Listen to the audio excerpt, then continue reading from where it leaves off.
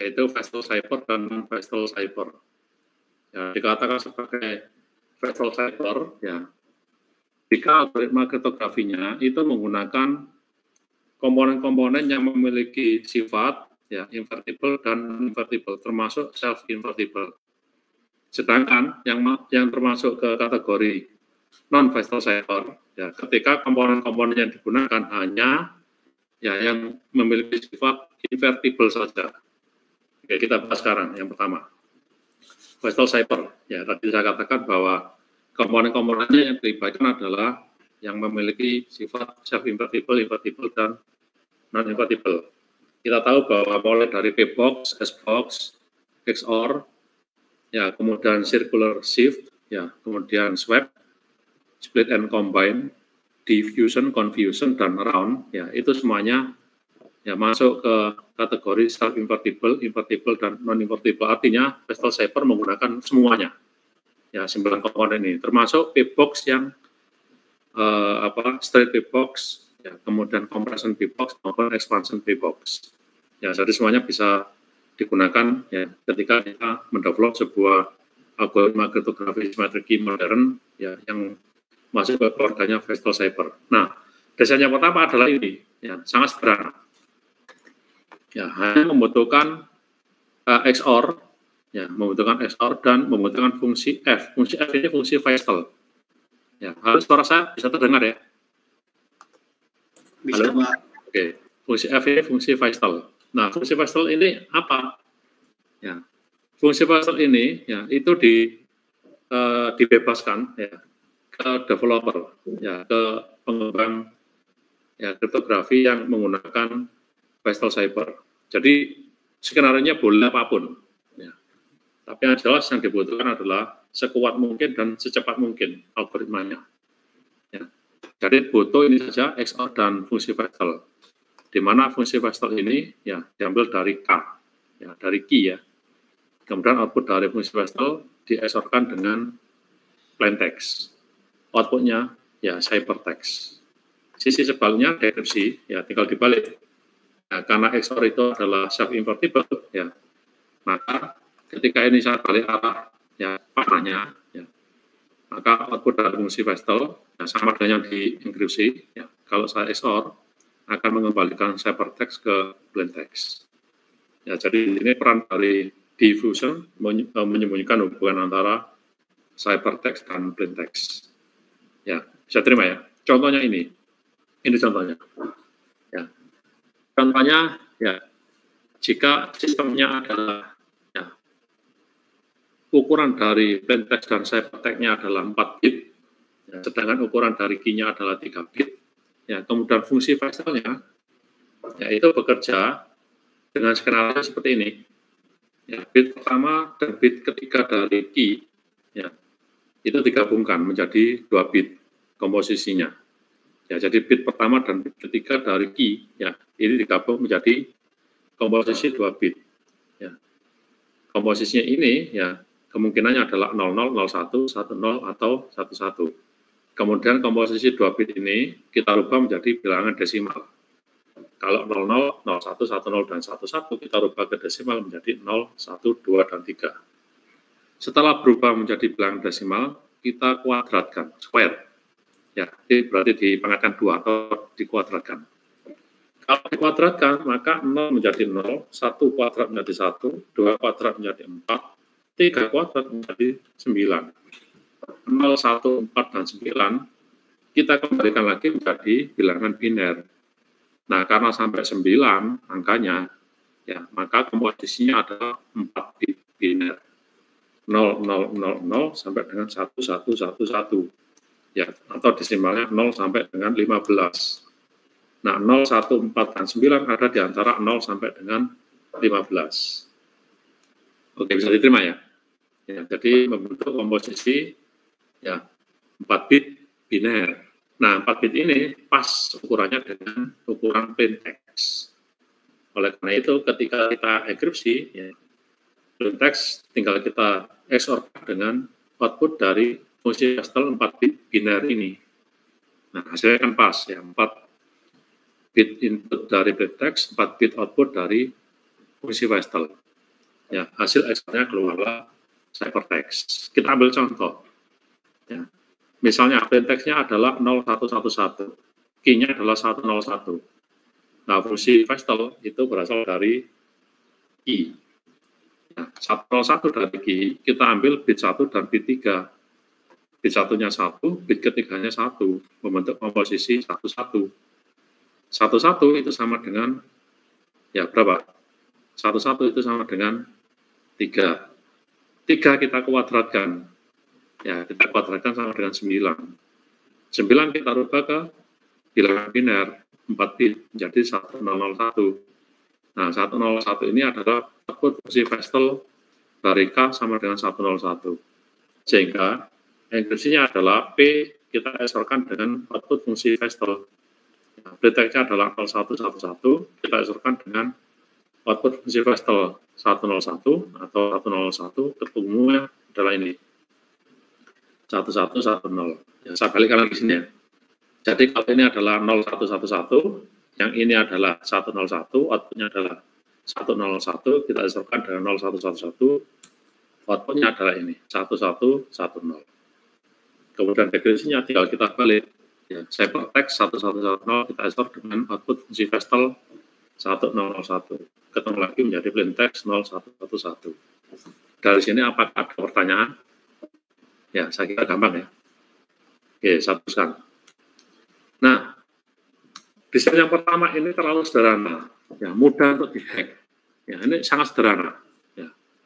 Karena kalau fungsi Vestel ini sudah dihack oleh orang, ya gampang. Ya. Tinggal diesorkan dengan plaintext keluar ciphertext, atau ya tinggal diesorkan dengan ciphertext keluarnya plaintext kembali. Ini terlalu sederhana. Sehingga Vestel ya, dimodifikasi lagi menjadi desain yang kedua.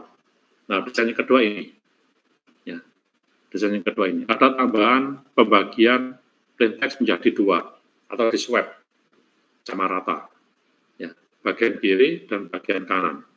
Bagian kiri diesor dengan fungsi Vestel outputnya, tetapi fungsi Vestel sekarang tidak lagi dipengaruhi oleh key saja, tetapi juga dipengaruhi oleh separuh bagian kanan, ya, dari plaintext. Ya, jadi R1 dan K, kita masukkan ke fungsi Vestel, outputnya kita baru eksorkan dengan separuh bagian kiri dari plaintext, ya, sehingga menghasilkan separuh bagian kiri dari ciphertext dan separuh bagian kanan langsung diambil dari separuh bagian kanan plaintext. Jadi yang mengalami perubahan hanya separuh bagian kiri saja di sini. Ya. Kemudian secara prosesnya yang kembali atau dibalik atau dekripsi, ya tinggal dibalik saja. Separuh bagian kiri dari ciphertext kita SR dan output fungsi Vestel ya dari separuh bagian kanan ciphertext dan key. Hasilnya akan kembali lagi ke plaintext. Ini pun ya tidak aman, ya mudah untuk dihack oleh orang lain. Oleh karena itu Vestel memodifikasi menjadi desain yang ketiga. Nah, ini desain ketiganya, melibatkan swap dan round atau iterasi atau loop. Ya, jadi ini adalah desain yang kedua. Ya, separuh bagian kiri XOR dengan output fungsi Vestel yang dipengaruhi oleh separuh bagian kanan dan key. Kemudian hasilnya ditukar, di swap. Separuh bagian kiri menjadi kanan, separuh bagian kanan menjadi kiri. Kemudian diulang 2 kali. Ya, ini diulang 2 kali, sama dengan yang di sini, persis sama. Ya, diulang 2 kali. Ya, kemudian hasil akhir dari perulangan 2 kali adalah ciphertext. Nah, desain yang ketiga inilah yang digunakan hingga saat ini sebagai referensi dari algoritma kriptografi simetrik key modern, ya, yang menjadi dasar dari algoritma yang saat ini kita gunakan. Contohnya adalah DES, ya, Data Encryption Standard, yaitu mengadaptasi dari ya, desain dari algoritma Vestel Cipher yang ketiga ini. Ya, jadi gampang ya.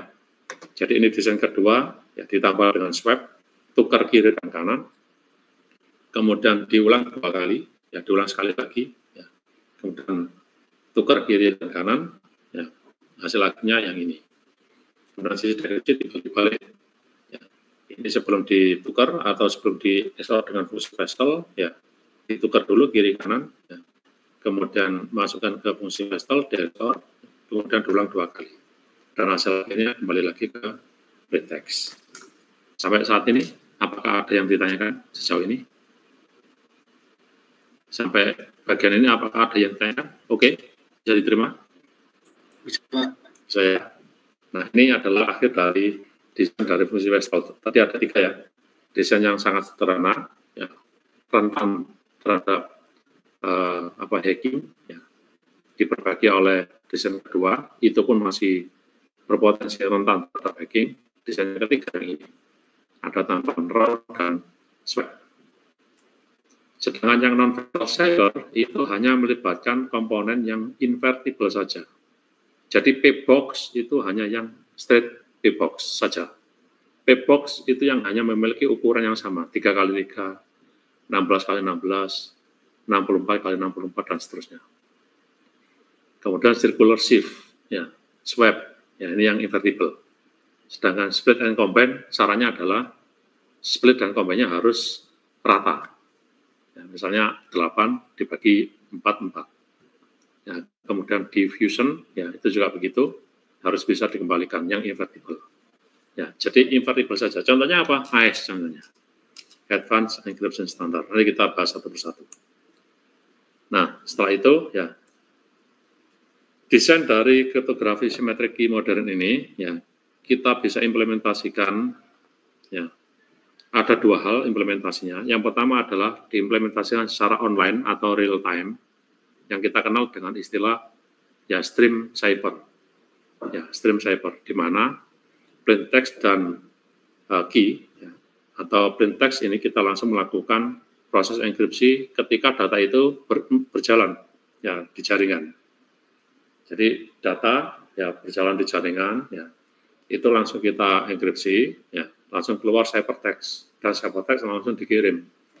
Ya, tidak menunggu delay, tidak menunggu waktu, ya, jadi langsung dijalankan secara real time atau online, ya, yang kita sebut dengan stream cipher. Nah, untuk itu, ya, antara plain text dengan key yang digunakan harus sama dengan ketika ciphertext itu didekripsi menggunakan key. Jadi key-nya harus sinkron. Nah, ketika key-nya itu sinkron harus sama antara enkripsi dan dekripsi, kita gunakan, ya, skema yang ini, synchronous stream cipher. Ya, artinya key yang digunakan untuk enkripsi dan dekripsi harus sama. Nah, bagaimana caranya? Ya, ada mekanisme yang mengharuskan, ya, adanya kanal khusus yang mengontrol supaya key di sisi enkriptor dan key di sisi dekriptor harus sama, ya, berbasis waktu. Yang kedua adalah, ya, antara key di enkriptor dan key di dekriptor, ya, tidak membutuhkan skema yang lain atau mekanisme yang lain, ya, bagaimana caranya menyinkronkan, ya, key di sisi enkriptor dan dekriptor tanpa membutuhkan mekanisme yang lain, mekanisme tambahan. Nah, ini kita sebut dengan non-synchronous stream cipher. Kita bahas sekarang satu persatu. Ya. Ini contoh yang sinkron. Ya, sinkron. Ya, jadi plain text P1, P2 sampai dengan PN, ya, masuk ke fungsi enkripsi, ketemu dengan key sesuai dengan posisi plain text. Kalau posisinya adalah P1, ya, maka pasangannya adalah key 1. Kalau posisinya adalah P2, pasangannya adalah K2. Kalau posisinya adalah P100, pasangannya adalah K100. Nah, ketika hasil dari C1 sama dengan CN itu dikirim secara real time, secara online, ya, maka ketika mengirim C1, maka dekripsinya harus ketemu dengan K1. Ya, ketika ini C10, maka ketemu K10, dan seterusnya. Oleh karena itu, antara penggunaan key di enkripsi dan dekripsi harus sinkron, harus sama. Nah, bagaimana caranya supaya sama? Ini caranya. Ada tambahan mekanisme, yaitu menggunakan kanal, ya, untuk sinkronisasi. Ya, ini kanalnya. Ini enkriptor, ini dekriptor. Ya. Antara enkriptor dan dekriptor ada kanal yang mensinkronisasikan key. Ketika K1 posisi di sini, maka di dekriptor juga harus K1. Ya, kenapa harus sama? Karena yang dihasilkan adalah C1. Ketika P ini adalah P100, maka ini harus K100. Ya, keluarnya C100, maka dekriptor juga harus K100. Ini mirip dengan teknik time division multiplex. Pernah belajar ya, TDM? Ya, time division multiplexing. Ya, jadi kalau di pengirim, ya itu posisinya adalah ya di waktu ke 1, maka di sisi penerima juga harus waktu ke 1. Kalau di sisi pengirim T ke 10, maka di sisi penerima juga T10. Ya, jadi butuh kanal khusus untuk sinkronisasi. Oke, bisa diterima ya? Ada pertanyaan? So far? Ada yang tanyakan? Oke ya, bisa diterima ya? Ya, ini yang menggunakan skema sinkronus stream cipher. Ya. Skema yang kedua adalah ya, non-sinkronus. Tanpa membutuhkan ini, tanpa membutuhkan kanal khusus untuk mensinkronkan key di sisi pengirim dan key di sisi penerima. Nah, bagaimana caranya? Ya, caranya adalah dengan cara mengenerate key ya, yang berasal dari plain text sebelumnya. Ya, misal, key 1, ya, itu yang harus di-share ke lawan komunikasinya, harus sama. Hanya key 1 saja. Sedangkan key 2 itu bisa berasal dari P1. Ya, jadi ketika enkriptor ini mengenkripsi P1, outputnya adalah C1, ya, menggunakan K pertama. Nah, K pertama ini dua entitas ya sudah saling mengetahui, ya sudah setuju untuk menggunakan key 1 yang sama atau key awal yang sama. Nah, ketika C1 ini diterima oleh dekriptor, ya, karena dia tahu K awal, ya, key yang pertama, maka outputnya adalah P1. Nah, P1 ini dipakai oleh dekriptor sebagai K2. Gitu ya. Sehingga perjanjian ini ya tidak membutuhkan mekanisme untuk menambahkan kanal khusus sinkronisasi. Nggak butuh itu lagi sekarang. Ya. Bisa diterima ya? Halo, suara saya masih bisa terdengar? Halo? Masih, Pak. Oke, ada yang tanyakan? Nggak ada ya? Siap, belum ada, Pak. Ya, untuk itu, ya ini adalah kesimpulannya untuk 9 komponen dan fungsi Vestel. Ya. Maka untuk sebuah skema enkripsi yang diadaptasi atau yang dibangun dari fungsi Vestel, dikatakan algoritmanya adalah algoritma yang baik. Ya. Yang pertama adalah caranya adalah mudah untuk dienkripsi. Jadi algoritmanya harus sederhana, ya, mudah untuk dienkripsi, ya, dan mudah untuk didekripsi, gitu ya. Tetapi, ya, mudah enkripsi dan mudah didekripsi itu belum tentu aman. Kalau terlalu mudah, terlalu gampang, nggak aman, ya. Terlalu mudah untuk dihack oleh orang lain. Nah, untuk itu, ya, selain mudah untuk dienkripsi, mudah untuk didekripsi, harus aman. Ya, gimana caranya? Manfaatkan komponen ini. Ya, komponen ke-7 dan 8. Diffusion dan confusion harus dikombinasi bersamaan untuk menghasilkan level keamanan tinggi. Ya, dengan struktur algoritma yang sederhana. Sehingga mudah untuk dienkripsi dan mudah untuk didekripsi. Nah, meskipun aman, ya, ada tambahan RON misalnya, ya, tetap harus dijaga kecepatan proses. Ya, algoritma enkripsi dan dekripsi dikatakan aman, ya, kemudian mudah untuk dienkripsi dan didekripsi, tetapi juga harus cepat, ya, mekanismenya. Ya, jadi kecepatan dekripsi dan enkripsinya harus tinggi, ya, harus cepat. Ya, yang kelima, yang terakhir adalah, ya, tidak membutuhkan bandwidth, ya, saluran komunikasi atau jaringan yang besar. Ya, tidak membutuhkan bandwidth yang besar. Jadi 5 syarat ini ya digunakan sebagai syarat ya yang dikatakan bahwa skema algoritma enkripsi ini baik atau tidak. Ya, harus memenuhi 5 syarat ini. Oke, itu akhir dari materi dari 9 komponen yang membentuk ya kriptografi simetrik key modern.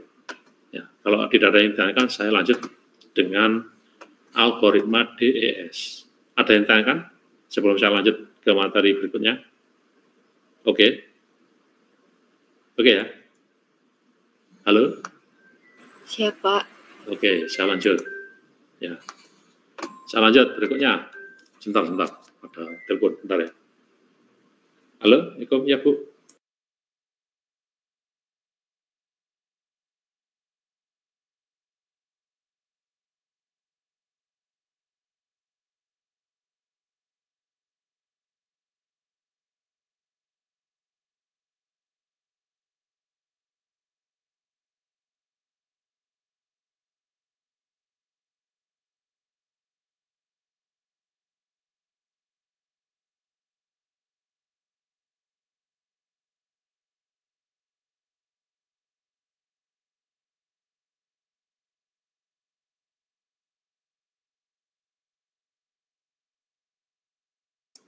Oke, kita pindah ke materi berikutnya. Ya, ke materi berikutnya yaitu DS. Apakah bisa terlihat screen di komputer saya? Bisa, Pak. Bisa, Pak. Oke, sekarang kita masuk ke data encryption standard. Nah, ini adalah algoritma kriptografi simetrik modern yang mengadopsi fungsi Vestel. Ya, mengadopsi Vestel Cyber menggunakan komponen-komponen yang bersifat self-invertible, invertible, dan non-invertible. Ya, apakah slide komputer saya berpindah ke slide kedua? Berpindah, Pak. Berpindah, oke. Nah, ini sejarahnya. Ya, sejarah dari DS itu yang pertama kali ya, melakukan penelitian tentang data encryption standard adalah US Federal, ya, Badan Pertahanan Amerika, ya, pada tahun 75.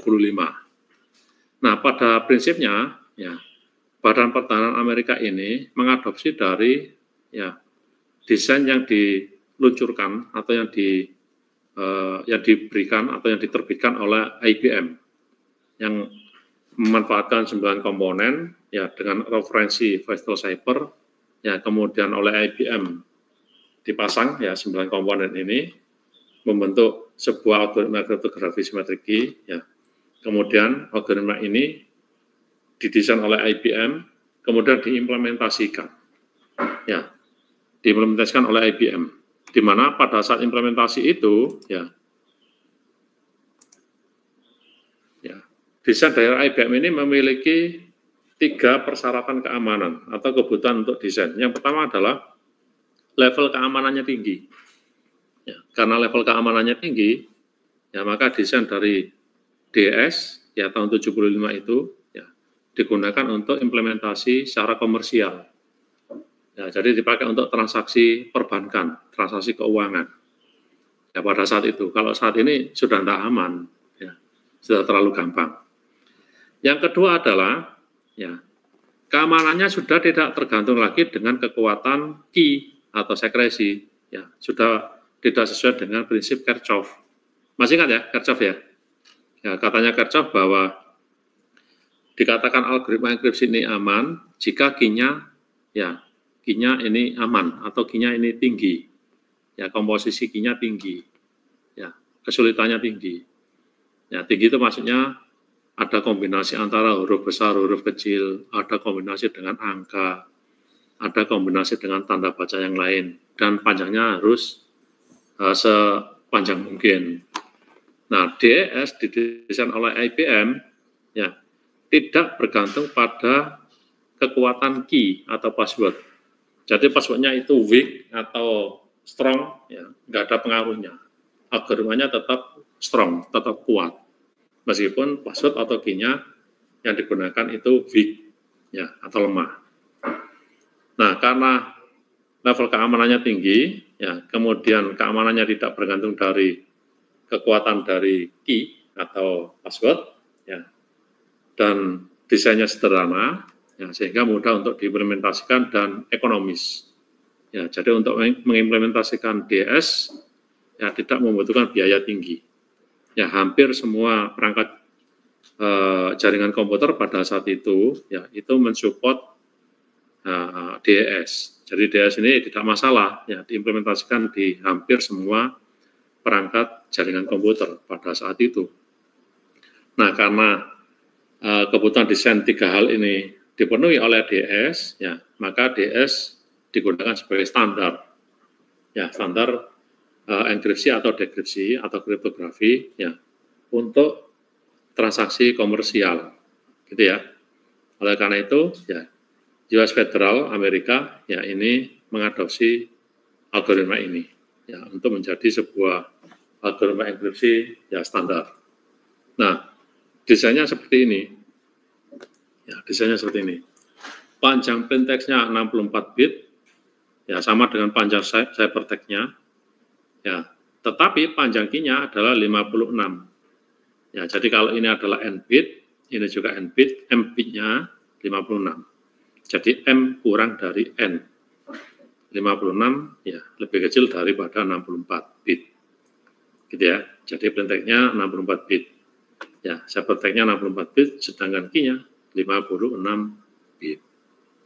Kalau ada yang tanyakan langsung ya, silakan ditanyakan.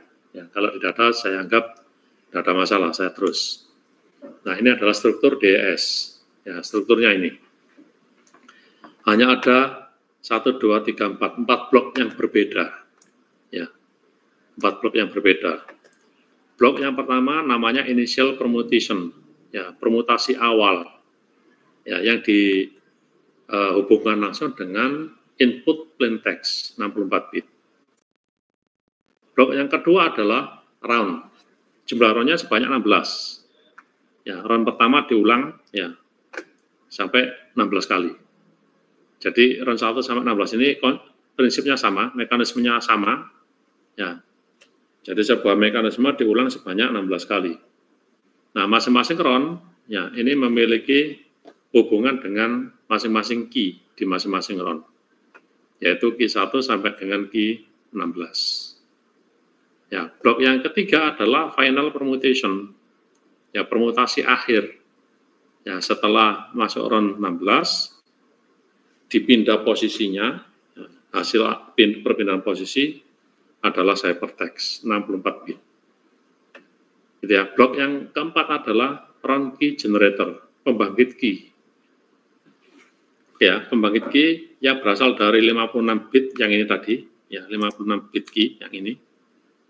Ya, tolong nanti saya diinformasi kalau slide-nya tidak berubah. Ya, ini mudah-mudahan ada sesuai dengan perubahan. Ya, key-nya 56, yang ini ya. Key-nya panjangnya 56. Saya masukkan ke round key generator. Oleh round key generator, ya, dikeluarkan menjadi 16 key. Ya, key 1 sampai dengan key 16. Di mana masing-masing panjangnya adalah 48 bit.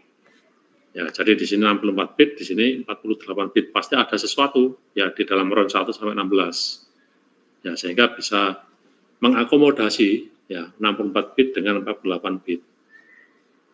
Oke, bisa diterima? Halo? Ada yang ditanyakan sejauh ini? Oke, saya teruskan.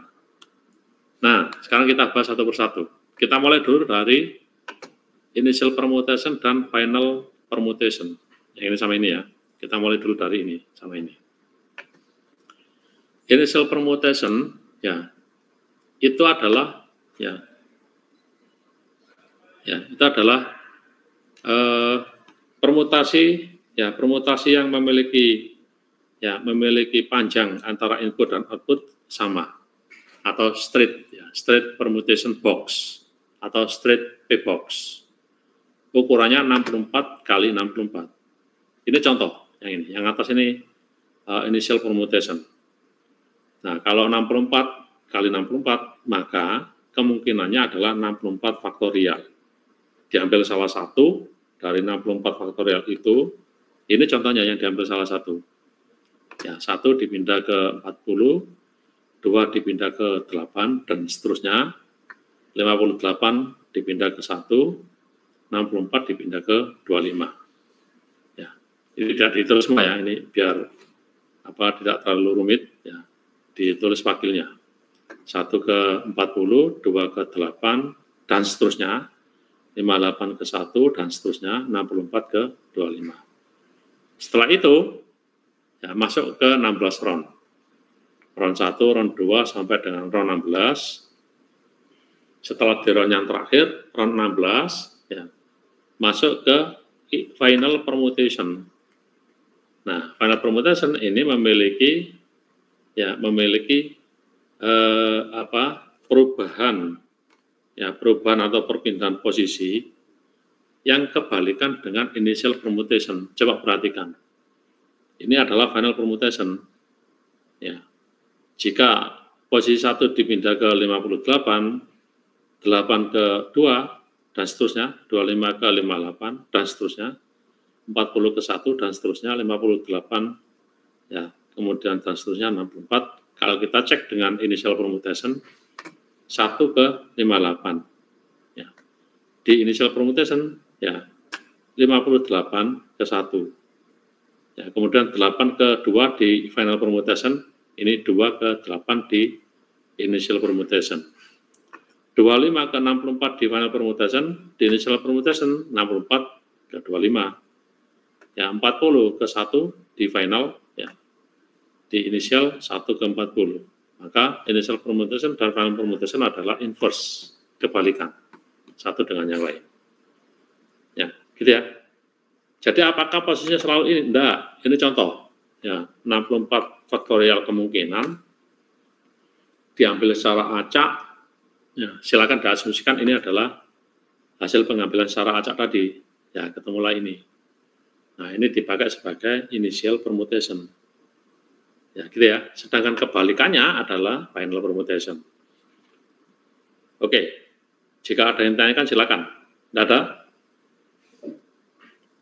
Siap, Pak. Belum ada, Pak. Belum ada. Contohnya ini. Nah, ini contohnya. Sebelah kiri ini adalah tabel initial permutation. Ya. Sebelah kanan final permutation. Cara bacanya sama dengan yang kemarin yang kita pelajari. Bit ke-58 dari input menjadi bit 1 output. Nah, ini ya yang kiri ya. Bit ke-50 dari input menjadi bit 2 output. Bit 42 dari input menjadi bit 3 output, dan seterusnya. Ya, sampai dengan bit ke-7 dari input menjadi bit 64 output. Yang sini juga begitu, yang final permutation. Bit 40 input menjadi bit 1 output, bit 8 input menjadi bit 2 output, bit 48 input menjadi bit 3 output, dan seterusnya. Bit 25 input menjadi bit 64 output. Ya, coba kita buktikan. Apakah betul initial permutation dan final permutation ini inverse, kebalikannya? Coba kita perhatikan yang ini. Bit ke-58 input menjadi bit 1 output. Maka di final permutation, ya, bit 1 input akan menduduki bit ke-58 output. Ini. Ya, 58 ini. Ya, gitu ya. Sorry. 1, kita cari 1, angka 1. Keliru, bentar. Kita cari angka 1. Ya, 01. Ini 01. Ini ada di posisi 58. Kalau nggak percaya ini ya. 64, 63, 62, 61, 50, bentar. 64, 63, ya, 62, 61, 60, 59, 58. Ya, 50 yang ini. Kita cari angka 2. Angka 2 ada di posisi bit 50 ini. Ya, ini 58, 57, 56, 55, 54, 53, 52, 51, 50. Oke, saya terima ya. Kita ambil contoh lagi. 7 yang ini. 7 ini menduduki ya 64 di output. Kita cari angka 64, pasti posisinya ada di posisi 7 ini. Ya, di posisi bit ke-7. Ini kan 1, 2, 3, 4, 5, 6, 7. Oke, bisa diterima ya? Ya, maka terbukti bahwa initial permutation ini adalah inverse dari final permutation atau sebaliknya. Final permutation adalah inverse dari initial permutation. Oke ya, bisa diterima ya? Ya, saya lanjut. Jika ada yang tanyakan silakan. Ya, langsung di-interrupt. Contoh. Ya, contoh sekarang. Contoh, cari output dari final permutation box. jika input yang diberikan dalam heksadesimal ini inputnya. Ya, ya kita hitung ya input ini, kita masukkan ke tabel final permutation, tabel yang ini, ya. Maka berapa ke outputnya? Ini outputnya adalah ini ya, 2001. Kalau inputnya 08002, dari mana ini? Coba kita buktikan. Ya, sebentar saya buka notepad. Bentar. Ya, saya share entire screen. Ya, oke. Saya buka notepad untuk kita hitung bareng-bareng, kita buktikan. Sebentar. Oke, di sini. Oke, caranya bagaimana? Ya, caranya adalah input. Ya, input ini ya, 0, 0, 0, 0, 0, 80, 0, 0, 0, 2 dalam heksadesimal, kita rubah dulu menjadi biner. Ya, dirubah dulu menjadi biner. Jadi 0x, 0, 0, 0, 0, 0, berapa tadi? 0, 0, 80, ya, kemudian 0 lagi semua, 0, 0, 0, 2. Kita rubah dulu menjadi biner. Ya. Siapa yang tahu binernya untuk 00000 0080 0002 berapa? Satu digit heksadesimal itu membentuk komposisi 4 digit biner. Ya, jadi 0 yang ini, ya, 4 0 yang heksadesimal ini kita rubah menjadi ya 16 bit, 0, 0, 0, 0, 0 yang pertama, 0, 0, 0, 0, 0 yang kedua, ya, bagi aja gini ya, 0, 0, 0, 0 yang kedua, 0, 0, 0, 0 yang ketiga, 0, 0, 0 yang keempat. Kemudian 0, 0, 80, ya sama. Yang pertama, yang kedua, nah ini 80 berarti berapa? 1, 0, 0, 0 gitu ya, benar ya? Halo? Ya, kemudian yang terakhir 0, 0, 0, 0. Kemudian setelah itu 0 semua. Ya. 0 semua, yang bagian ketiga. Dan yang terakhir, ya bagian terakhir 0, 0, 0, 2.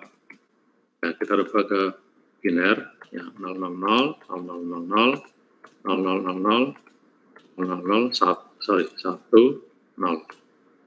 Nah, setelah itu, ini kita masukkan ke tabel final permutation. Nah, jadi ini kita masukkan ke tabel P-box final permutation. Nah, final P-box. Yang ini, final P-box-nya. Yang ini. Sorry, yang ini ya. Nah, ini. Kita masukkan ke sini. Oke. Halo, bisa diterima? Halo? Bisa, Pak. Oke. Nah, yang perlu kita perhatikan adalah, ya, sorry. Yang perlu kita perhatikan adalah, ya, input yang masuk ke final P-box yang memiliki angka biner 1. Kalau 0 saya pindah-pindah ke tempat yang lain kan tidak ada perubahan. Ya, tetapi kalau 1 saya pindah ke lokasi yang lain, itu akan mengalami perubahan, sehingga kita fokus saja dengan yang ini saja. Ya, satu yang ini sama yang ini. Ya, yang ini. Nah, satu yang ini ada di posisi berapa? Baru kita lihat tabel final permutation box. Ya, kalau yang ini jelas, ini di posisi 63 ya. Ya, posisi 63. Yang ini posisi berapa ini? Ya, kalau ini 16, 17, 18, 19, 20, 21, 22, 23, 24, 25. Jadi cukup kita lihat posisi 25 dan 63. Kita lihat di sini. Ya, 25 dan 63. Ini 63 dari sini. Ya. Kemudian 25 ada di sini. Ya, jadi 25 pindah posisinya ke 64. Oke, 63 pindah posisinya ke berapa ini? Ini 8, 9, 10, 11, 12, 15, Pak. 15. Gitu ya. Jadi 63 saya tukar ke 15. 25 saya tukar ke 64. Ya, maka outputnya, ya, outputnya ini setelah saya masukkan ke final permutation, ya sekarang outputnya menjadi, ya kita fokus saja ke bit 1, ya sekali lagi. Berarti 1 ini, yang ini 25 pindah kemana di? 25 pindah ke 64, 63 pindah ke 15. Oke, paham ya? Nah, sekarang pindahnya begini sekarang. Ini 8, 12, nah ini 15. Oke, bisa terima ya? Ya, ini dari mana 15 ini? Dari ini, 63, ini ya, pindah ke 15, ini pindahnya 15. Nah, sekarang yang 25, ya 25 pindah ke 64. Nah, kalau 64 berarti yang ini tidak ada perubahan, 0 semua. Nah, kemudian ini juga begitu, 0 semua. 0 semua. Nah, kemudian yang terakhir, ya ada posisi 64. Nah, ini 64-nya. 1. Ya. Oke, ya, bisa terima ya? Nah, ini kita rubah lagi ke hexa. Ya. Berarti ini menjadi 0, 0, 0, 2. Nah, kemudian yang ini berubah menjadi 0, 0, 0, 0. Kemudian yang ini berubah menjadi 0, 0, 0, 0. Kemudian yang terakhir, ya ini menjadi 0, 0, 0, 1. Jika kalau saya gabung, ya menjadi ini ya 0 x, ya 0, 0, 0, 2, 0, 0, 0, 0, 0, 0, 0, 0, 0, 0, 0, 1. Ya, coba kita cek apakah betul hasilnya. Ini dia 0002, 000, 000, 001. Benar ya? Cocok ya? Oke, cocok. Gitu ya caranya ya. Kalau yang diminta adalah cari output dari initial permutation, ya berarti tabel initial permutation-nya kita pakai yang ini, yang sebelah kiri. Tadi kan yang diminta adalah final, ya. Sehingga saya pakai yang kanan. Kalau pakai yang kiri beda nanti hasilnya.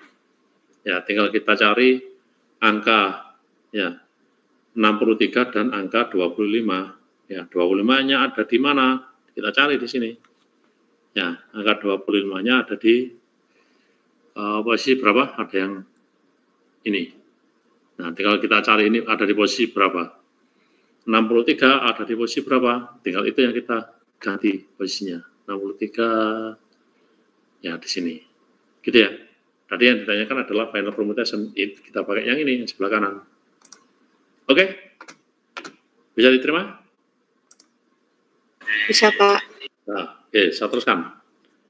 Nah, ini sudah ya. Permutation, initial permutation sudah, final permutation sudah. Sekarang kita pindah ke komponen yang kedua, yaitu round. Ya, blok yang kedua yaitu round. Nah, bagaimana round itu didesain oleh IBM ya atau US Federal Amerika? Ini desainnya. Nah, round masih ingatnya tadi. Ini adalah desain Vestel Cyber, desain yang kedua.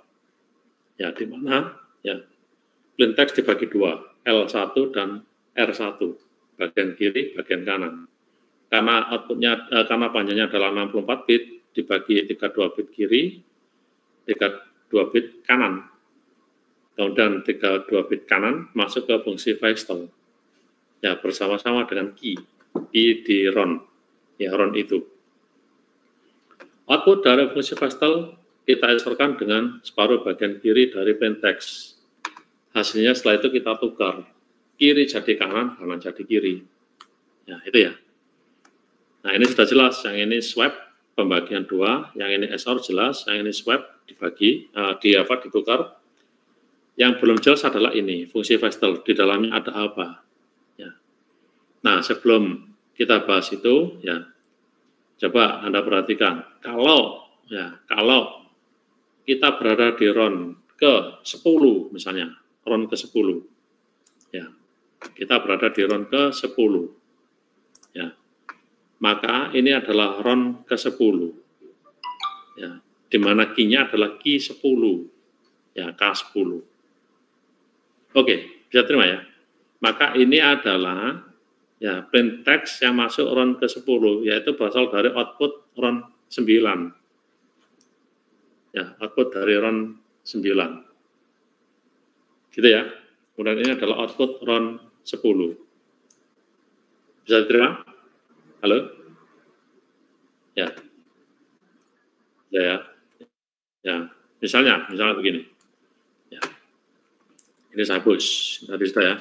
Ya. Misal, ya, kita berada di RON ke-10. Ya, RON 10. Ya, kalau kita mengacu ke sini, ke algoritma ini, ya RON 10, ya, berarti K-nya adalah K10, ya, gitu kan? Ya, berarti K-nya adalah K10. Ya, maka fungsi Pascal ini, ya, input parameternya adalah, F R I-1, karena I-nya adalah 10, ya, I-1 berarti berasal dari RON ke-9, RON sebelumnya. R9 dengan K10. Oke, bisa terima ya? Ya. Kemudian ini kita XOR. Ya, ini kita XOR ini. Nah, kita XOR ini ya. Kita XOR dengan separuh bagian kiri dari mana? Dari RON 9. Ya, berarti L9. Setelah itu hasilnya adalah kita tukar. Nah, berarti hasil XOR antara L9 dan fungsi Vestel R9 dan K10 itu sama dengan bagian sebelah kanan RON ke-10 atau sama dengan R10. Oke ya, sedangkan separuh bagian kiri yang ini langsung diambil dari separuh bagian kanan RON 9. Ya, dengan kata lain, ya, L10 itu sama dengan R9. Bisa diterima? Halo? Oke ya. Contoh lagi, kalau RON-nya adalah RON ke-7, ya, maka R8 itu sama dengan, gitu kan ya, L7, ya, L7 XOR dengan output fungsi Vestel, dari RON 7, R7, ya, separuh bagian kanan dari RON 7, ya, dengan keliru. Ya, kita ngomong RON 7, keliru ya, keliru. Ini berarti R7, bentar, keliru.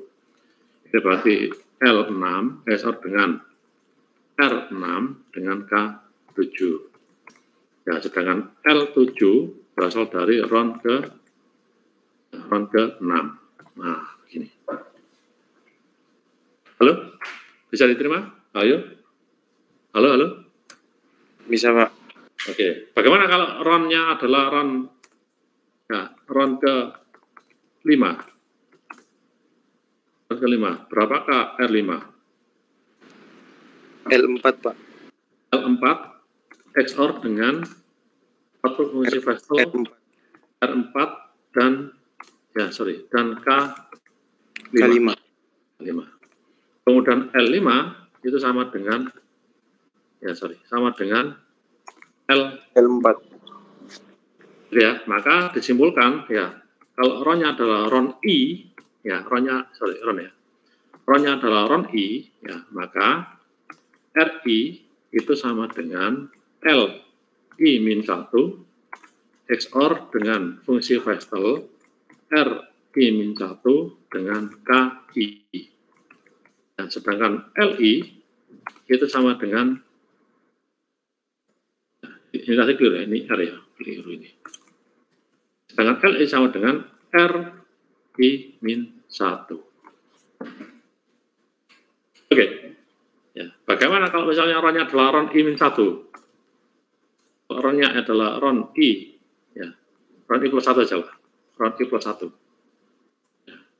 Kalau RON-nya adalah RON I plus 1, bagaimana? Maka RI plus 1 itu sama dengan LI XOR dengan, ya, output fungsi Vestel RI dengan KI plus 1, ya, sedangkan LI plus 1 itu berasal dari RI. Sepakat? Halo, sepakat? Oke? Sepakat, Pak. Oke. Ya. Kalau sepakat, ini hasilnya. Nah, ini. LI plus 1 sama dengan RI plus 1 sama dengan RI, XOR F, RI, ya, KI plus 1. Ya, barangkali ada yang ditanyakan sebelum saya lanjut. Ada yang ditanyakan? Oke. Siap, belum ada, Pak. Ya, saya terus sekarang. Saya lanjut. Oke. Nah, sekarang yang belum jelas adalah yang ini. Ya. Dalamnya fungsi Vestel ada apa? Ya, di RAN 1 sampai dengan RAN 16 ini isinya. Ya, jadi fungsi Vestel ya di DS itu adalah ya dikatakan sebagai jantungnya ya dari DS. Ya, gitu ya. Ada yang ada yang ditanyakan sebelum saya teruskan? Izin, Pak. Ya, silakan. Izin, Pak. Berarti untuk fungsi DS ini hanya pada bit-bit yang genap ya, Pak? Plain text-nya kan 64 bit, ya Pak ya. Plain text-nya kan 64 bit. Ya. Kalau 64 bit, berarti pembagiannya dibagi dua lah tadi, separuh kiri, separuh kanan. Karena 64 bit pasti, ya 32 bit kiri, 32 bit kanan. Oke Pak ya. Ini adalah strukturnya kan ini Pak. Nah, ya strukturnya 64, 56, 64. Oke, bisa terima ya. Karena 64, maka ini dibagi dua. 32 kiri, 32 kanan. Ya. Nah, kebetulan ini genap gitu ya. Karena strukturnya adalah 64. Nah, sekarang kita bahas yang ini. Ya. Fungsi Vestel ini. Inputnya adalah 32 bit separuh bagian kanan dan 48 bit key. Ya, di posisi RON itu. Ya, sehingga fungsi Vestelnya seperti ini. Ya, jadi dari separuh bagian kanan 32 bit yang ini kan, dan key ya di RON itu yaitu 48 bit. Nah, karena ini 32 bit yang masuk inputnya, ya, yang ini adalah 48, ya masuk ke komponen XOR 48 dengan 32 kan nggak bisa, ya nggak sama panjangnya. Maka masuk dulu ke expansion P-box, expansion dengan ukuran 32 kali 48. Ya, 32 bit input dirubah menjadi 48 output. Nah, sekarang sudah 48, sama-sama 48. Karena sama-sama 48, bisa di XOR. Outputnya juga 48. Nah, 48 output dari XOR, baru masuk ke S-box. Ternyata S-box-nya ini, ya, satu S-box besar terdiri dari 8 S-box kecil-kecil. Jadi 48 total ini masuk ke S-box yang besar. Ya, dibagi 8. Kalau dibagi 8 berarti S-box yang kecil-kecil ini ya masing-masing adalah 8 bit inputnya. Outputnya dikembalikan lagi menjadi 32 bit. Ya, berarti output dari S-box kecil-kecil ini adalah 6. Adalah 4 ya. Jadi masuknya 6, ya 6 dibagi 8 kan 48 ya. 6 kali 8 48, kemudian outputnya adalah 32 berarti ya 4 dikali 8. 32. Setelah itu, ya, 32 bit output dari S-box, ya, masuk ke straight B-box, diacak posisinya. Nah, 4 komponen inilah, ya, yang menjadi komponen yang ada di dalam masing-masing fungsi Vestel, di masing-masing round. Ya, bisa diterima ya? Ya, jadi 32 bit yang ini tadi, yang ini kan, ini sama ini kan, 32 bit sebelah kanan, ya, separuh bagian kanan dengan 48 bit key. Ya, jadi yang ini adalah 32 bit separuh bagian kanan. Ya, karena key-nya panjangnya 48, maka ya, dirubah 32 bit menjadi 48 bit oleh expansion P-box. Ya, oleh expansion P-box. Gitu ya. Oke, sebelum saya teruskan, barangkali ada yang tanyakan.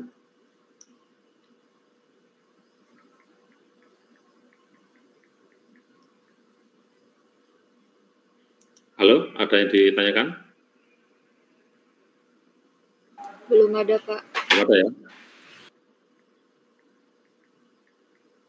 Ya, saya teruskan.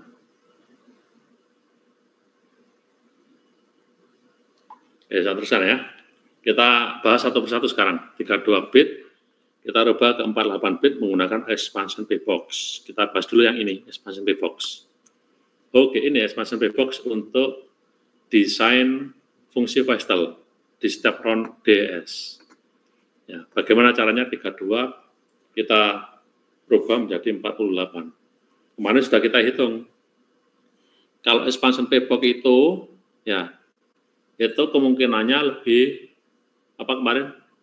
Lebih sedikit apa lebih banyak dari straight P-box? Masih ingatkah kemarin, minggu yang lalu? Kemungkinannya lebih banyak apa lebih sedikit? Halo? Minggu yang lalu ya kita bahas. Ya. Kalau comparison P-box itu kemungkinannya lebih sedikit dari straight P-box. Kalau expansion P-box kemungkinannya lebih banyak daripada straight P-box. Ya, yaitu ya 48 faktorial dikalikan dengan 48 minus 32 faktorial. Ya. Jadi 48 faktorial saya kalikan dengan 16 faktorial. Nah, kemungkinan itu banyak. Satu di antara kemungkinan itu, ada yang memenuhi syarat ini. Ini syaratnya. Ya. Jadi syaratnya adalah 32 bit yang ini tadi, yang ini, kita bagi menjadi 8 kelompok. Ini, 4, 4, 4, 4, 4. Kelompok 1, 2, sampai dengan 8. Nah, supaya menjadi 48, ya, masing-masing kelompok, kita rubah menjadi 6 bit. 6 sebanyak 8 kelompok. 6, 6, 6, pas 48. Nah, cara perpindahan posisinya adalah, ya, kelompok yang pertama, 1 ke 2, 2 ke 3, 3 ke 4, 4 ke 5. Sedangkan posisi 1 diambil dari bit ke-32 yang sini. Bit ke-32 yang ini. Sedangkan bit ke-6 diambil dari bit 1 dari, ya, dari grup 4 bit berikutnya dari sini. Ya, ini kelompok yang kedua, ya, ini sama ya, 1 ke 2, ya, 2 ke 3, ya, 3 ke 4, 4 ke 5, sedangkan 1 ini diambil dari bit keempat dari kelompok yang pertama, bit yang ke-6 diambil dari bit pertama dari kelompok berikutnya. Nah, ini diulang sampai dengan kelompok yang ke-8. Sedangkan di kelompok yang ke-8 untuk bit yang terakhir itu diambil dari bit 1, sama dengan yang ini tadi. Ini bit 1 diambil dari bit yang ke-32 dari sini. Sedangkan yang ini diambil dari bit yang 1 dari sini. Oke, bisa diterima ya? Ya, sehingga ketika ditabelkan seperti ini tabelnya. Nah, ini adalah 1 dari 48 faktorial dikali 16 faktorial. Ya. Jadi ini 32, 1, 2, dan seterusnya sampai ini. Ini adalah tabel expansion P-box di masing-masing fungsi Vestel di setiap round.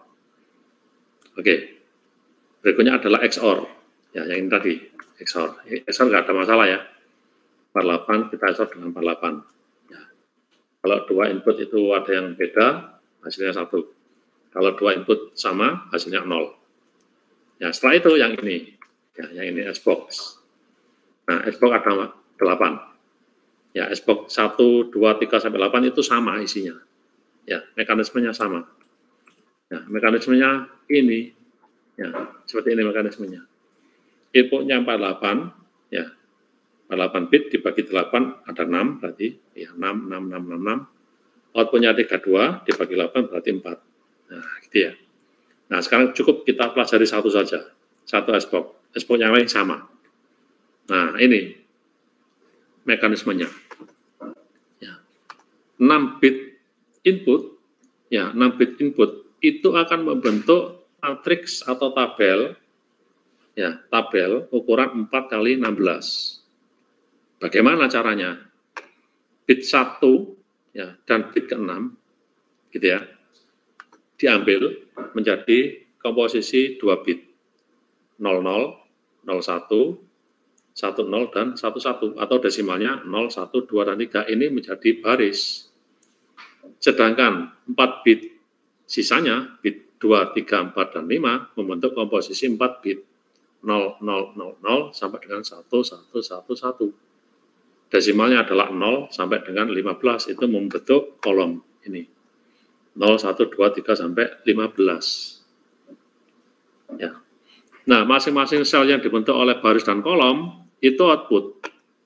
Karena outputnya cuma 4 bit, ya, padahal outputnya tabel ini ada 64 banyaknya, kan 4 kali 16, ada 64, maka ya 4 bit yang nilainya 0, 0, 0, 0 sampai dengan 1, 1, 1, 1 itu akan muncul sebanyak 4 kali, supaya pas, ya pas banyaknya 64.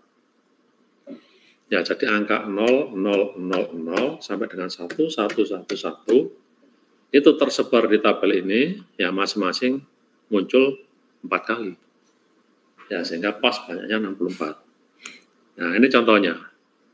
Ya, apakah boleh angka ini saya pindah-pindah? Boleh. Ya, catatannya adalah 0, 1 sampai dengan 15 harus keluar 4 kali. Kalau nggak percaya silahkan dicek. Sambil contoh aja 00 ya. Keluar 4 kali. Di sini 1, ya muncul di sini ya 1, kemudian muncul di sini yang kedua, ya oke, bisa diperhatikan muncul di sini yang ketiga, ya dan muncul yang di sini yang keempat. Angka 01 juga gitu, ya muncul 4 kali, ya 0, 1, 2, 3 kolom, 0 sampai dengan 15 baris. Contoh, jika S-box itu inputnya adalah 1, 0, 0, 0, 1, 1. Apa outputnya jika tabelnya ini? Ya, gampang. Bit pertama dan keenam kita keluarkan menjadi 1, 1. 1, 1 adalah 3. Ya, desimalnya 3. Kemudian bit 2 sampai dengan 5, 0, 0, 0, 1. Ya, membentuk komposisi 0, 0, 0, 1. Desimalnya adalah 1. Tinggal kita cek baris 3, kolom 1. Ini berarti. Ya, baris 3. Baris 3 kolom 1, angkanya 12. Angka 12 kita rubah ke 4 digit biner.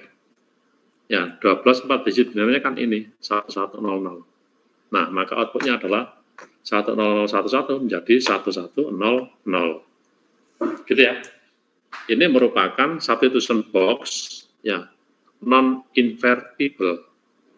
Karena inputnya 6, outputnya 4. Ya, non invertible sama dengan contoh yang tempoh hari.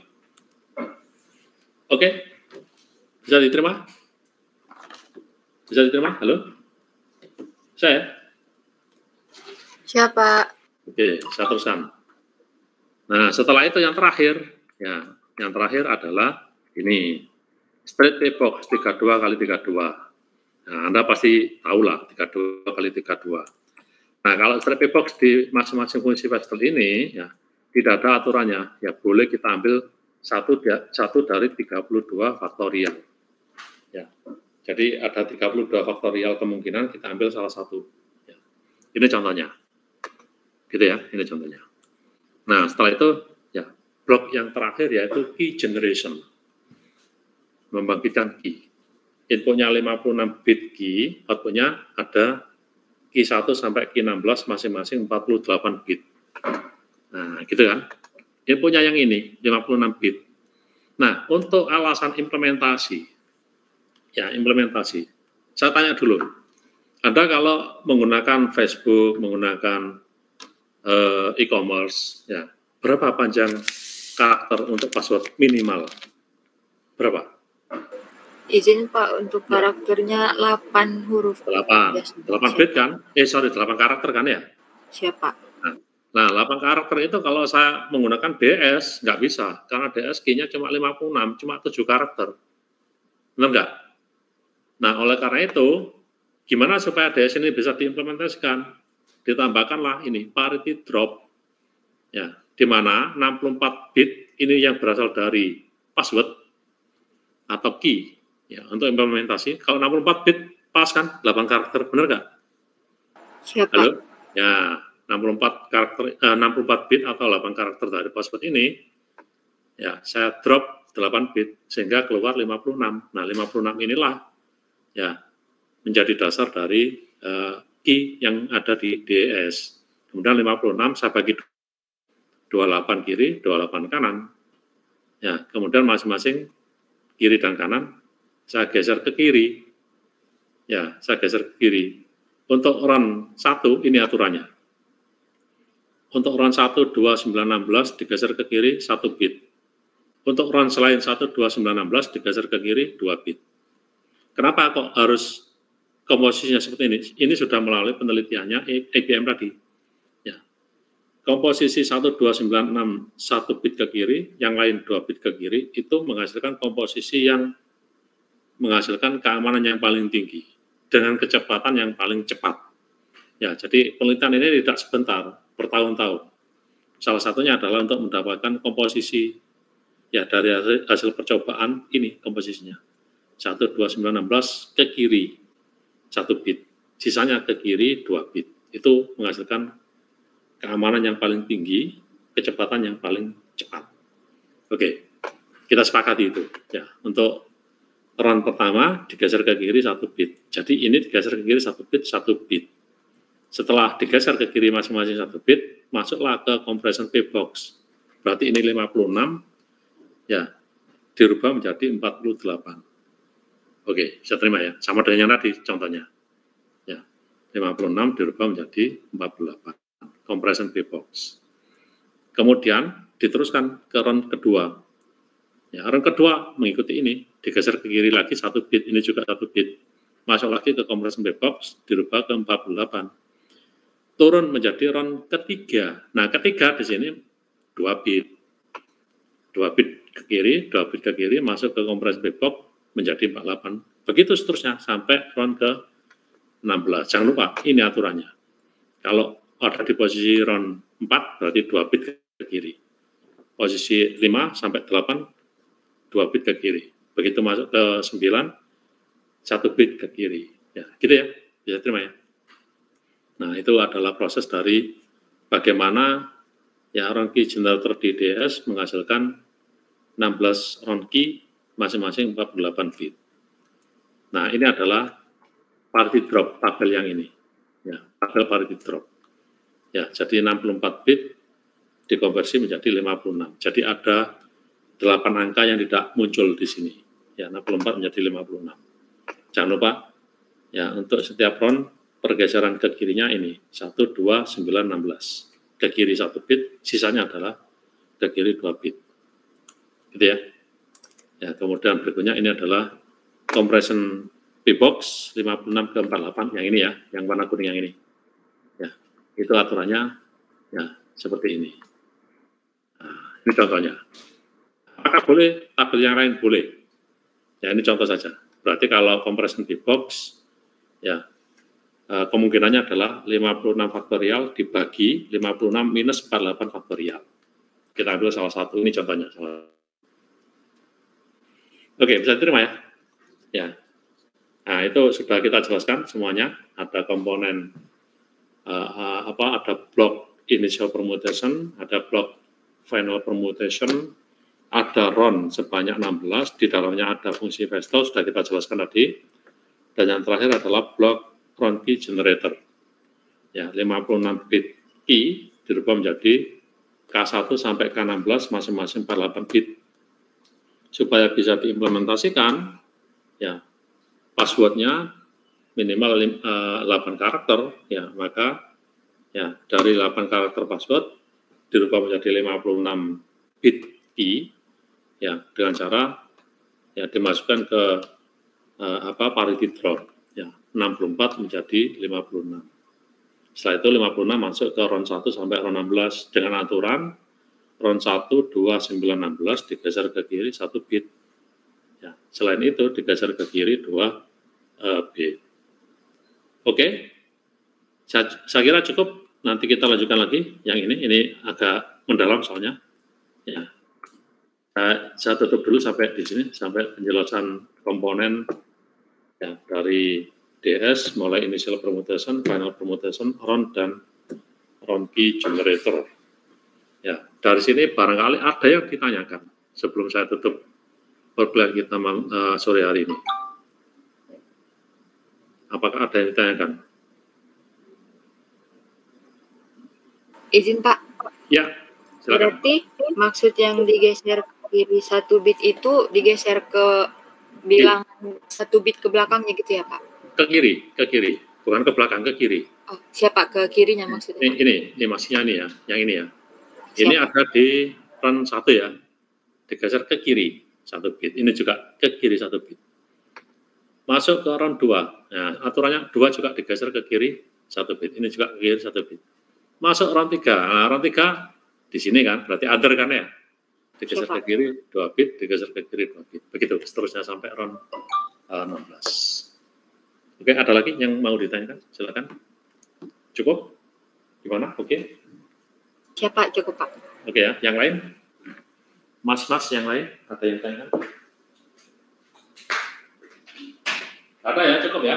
Ya, minggu depan kita lanjutkan lagi. Nah, ya, kita lanjutkan lagi analisa dari properti yang dimiliki oleh DS. Karena agak mendalam, ya saya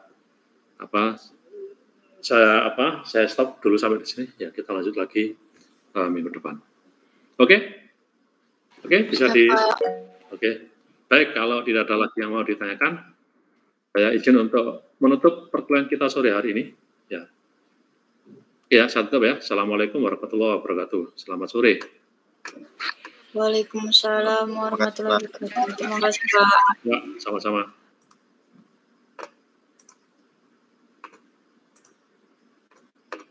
Silakan boleh log out.